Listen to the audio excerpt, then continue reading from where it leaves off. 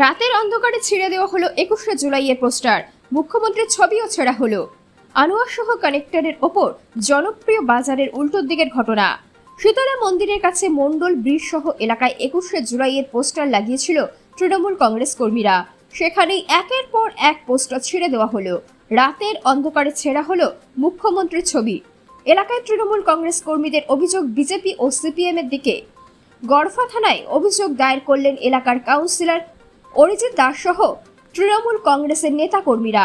থানায় জমা দেওয়া হলো সিসিটিভি ফুটেজ। সমগ্র ঘটনার তদন্ত শুরু করেছে পুলিশ। আমরা জানি না, এটা সকালবেলা আমাদের দলেরই একজন সহকর্মী আমাকে খবর দেয় যে মন্ডলপাড়া সাদা কালীবাড়ি ব্রিজে আমাদের যে 21শে জুলাই যে ব্যানার রয়েছে 10x6 বড় ব্যানার ছিল, এটা লাইট দিয়ে সাজানো ছিল। সেখানে ওই ব্যানারে মাননীয় মুখ্যমন্ত্রীর মুখ পুরো দুভাবে কেটে ফালা ফালা করে দিয়েছে। এবং তারপরে আমরা ওখানে যাই, আমরা আশেপাশের বাড়ি বিভিন্ন সিসিটিভি ফুটেজ খুঁজি এবং একটা বাড়ির থেকে সিসিটিভি ফুটেজে দেখা যায় যে কিছু মধ্যবয়স্ক কিছু ছেলে তারা রাত্রেবেলা প্রায় 12টা 47 নাগাদ এসে ওই ব্যানারগুলো ছিঁড়েছে।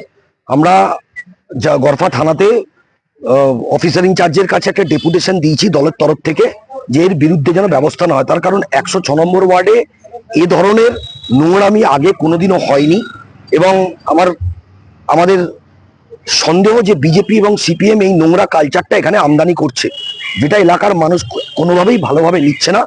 এবং সিপিএম বিজেপির এটা বোঝা উচিত যে মাননীয় মুখ্যমন্ত্রীর ব্যানার ছিঁড়ে তাকে বদনাম করা যাবে না। তিনি মানুষের মণিকোঠায় বসে আছেন, মানুষের মন থেকে তাকে মুছে ফেলা যাবে না। না, অপরিচিত আমরা বলেও দিয়েছি, আমরা একটা তার রেকর্ডিংও আমাদের যিনি অফিসার ইনচার্জ আছে তার হাতে দিয়ে দিয়েছি এবং তারপরে বলা হয়েছে যে তাদেরকে এটা ইনভেস্টিগেশন করে এর পেছনে কারা মাস্টার মাইন্ড আছে তাদের বার করতে।